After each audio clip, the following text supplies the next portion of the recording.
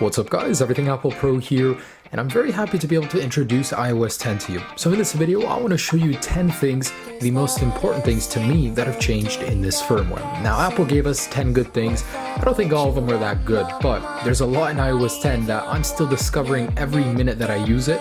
I'm really liking how many smaller changes there are. So let's jump into it, and I want to show you what's new in this firmware. Number one, as Apple said, user experience. And before I even get into anything, I just want to say this is a beta. Betas tend to change with time, so what you see now will not be the final result of iOS 10. Just a little disclaimer in there, that's all. So everything from the lock screen to every little minute detail on iOS 10, well, not entirely, but a lot of little things have changed. First off is raise to wake. Your phone is sitting and you pick it up, it'll just wake up.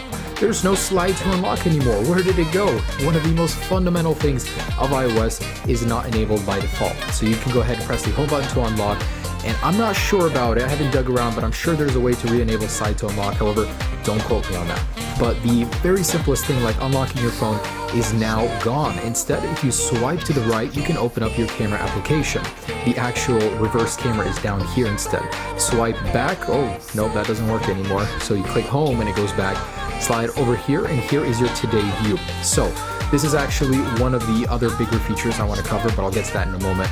This is basically your notification center on the left over here, and I love how elegant it is. I mean, man, this little refinement right here looks good. And on the very, very bottom, you can see there are icons for switching to these different things so you know where you are at. So the lock screen itself, completely reimagined, all right here. I mean, it's looking fantastic. Now, notification center, mine's pretty empty, but it's changed a little bit too. So even opening up applications, there is a new animation. It's a little bit springy, like you can see the app closing. However, it is so delayed right now. Man, it is very, very slow. If you were hoping to upgrade to this and expect good performance, I wouldn't. I've experienced so much crashing, bugs, all that. All right, so even on the lock screen right here, we can see that there is a much cleaner look for the notification center. And this is all again with the user experience. You can now 3D touch on it and reply directly from here. So you can go ahead and have a conversation, and you can have a conversation again. It does not disappear. You can keep doing it. It's just amazing how much Apple thought through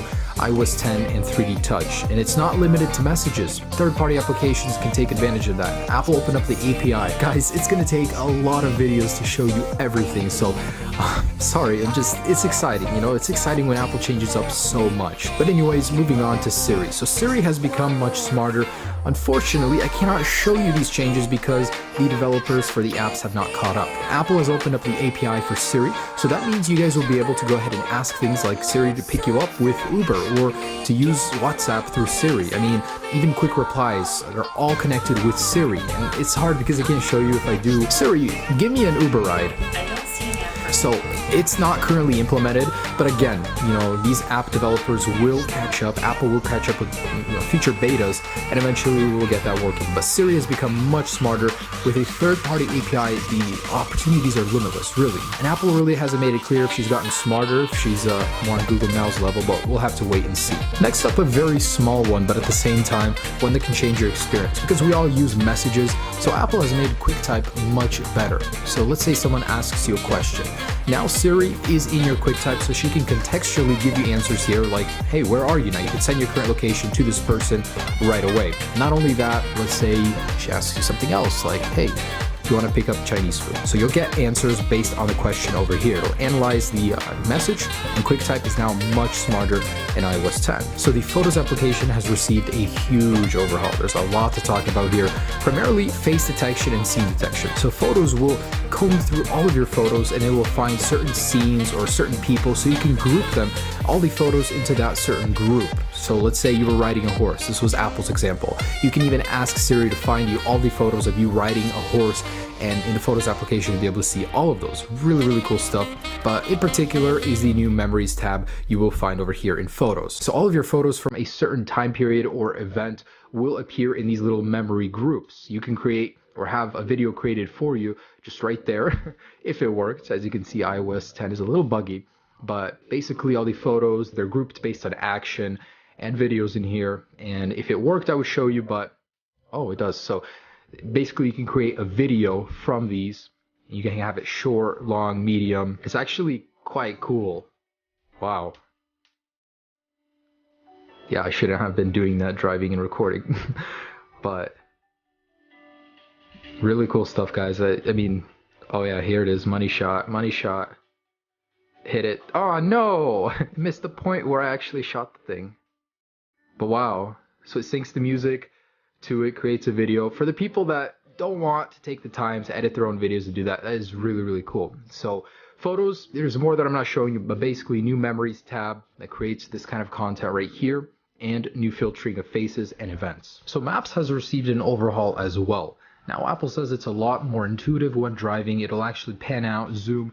I would show you, except it is broken, so I'm not able to actually get directions, but it'll actually be a little bit easier to tell exits, lanes, just it'll be more intuitive. I gotta say, that's one of my weakest points with Apple is Apple Maps right now. Google Maps is great, so hopefully this will fill in the gap. Not only that, while you're driving with already directions set, so you can get suggestions of close restaurants, close gas stations, and it'll actually tell you how long it will take and how much longer it'll add to the trip down here. So I like that they added the search button down here. As devices get larger, it's harder and harder to go up here, so having everything down here is a little bit easier. So I can't show you it, unfortunately, but Maps has certainly got a lot easier to use and it is more intuitive. So next up is the new music application, and I gotta say, it is gorgeous. It is much larger. It seems like it's almost for old people, but at the same time, it is more intuitive. You have all these categories right here, so you don't have to shift them manually to get into different ones. It's certainly easier to use. And let me just show you how intuitive it is. So let's find a song. Where's my Stephen? Favorite songs from him right now. I mean, this guy's really good. Anyways, so let's say I'm gonna play a song. It's up here. If you want to get rid of it, just slide over.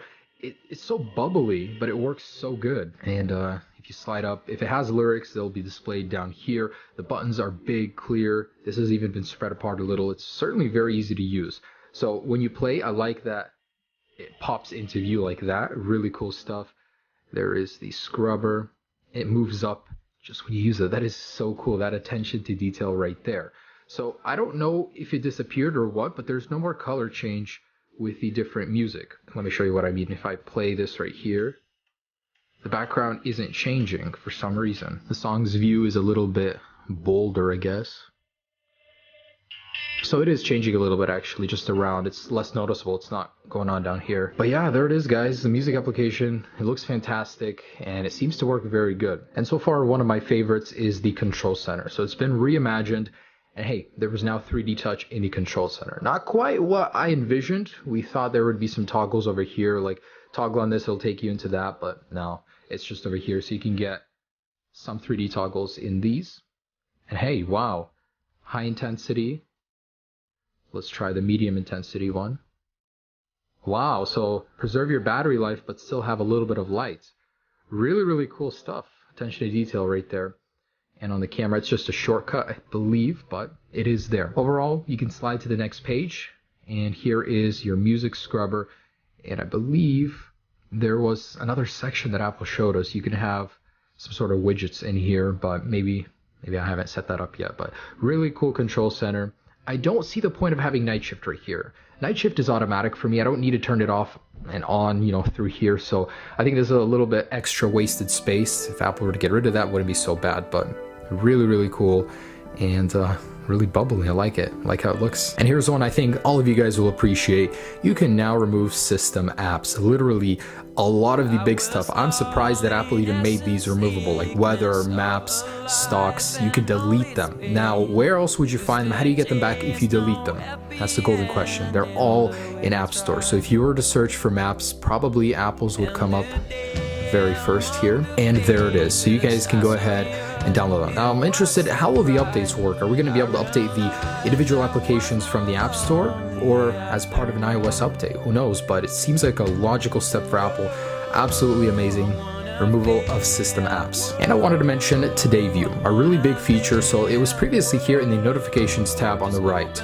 Now Apple has relocated it to a slide over on the right on the homepage, and here you have a bunch of widgets that you want. Now I wonder if Steve the dinosaur game will still work. I haven't tried it out, but pretty much same principle. You can go ahead and adjust what you want to see here, and some of these are 3D Touch interactable. I wasn't able to get it to work. I'm not sure if it's because it's just not working yet, but in Apple's demo, you were able to 3D Touch on these and interact with them. So I guess we'll have to wait and see. Very disappointing thing was there was no dark mode, but however, I noticed the clock app is now completely dark.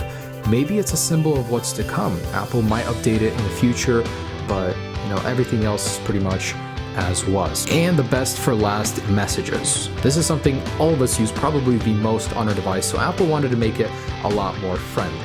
It seems like they almost Snapchatified it, but anyways, so there's a lot of notable features here, guys. I mean, where to begin? Let's say you want to send a message with an impact. There are now animations for the message, just 3D touch on the send button, and you can say loud right here. So when you send it, that's what it's going to look like. Click the send button and boom, it just pops at you.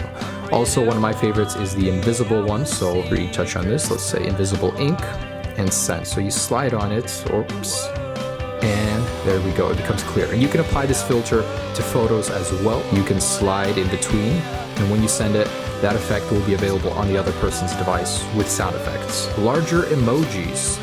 So now when you send your emojis, they will be 3 times larger. Really cool. Also, if you go ahead and go over here into this view, you can go ahead and get a live photo or live camera view right here. Awesome stuff. Right here is, I forgot what Apple called this, but basically you can draw on top of photos, send effects to friends, and they'll go ahead and be animated when you send them. So over here we should see that.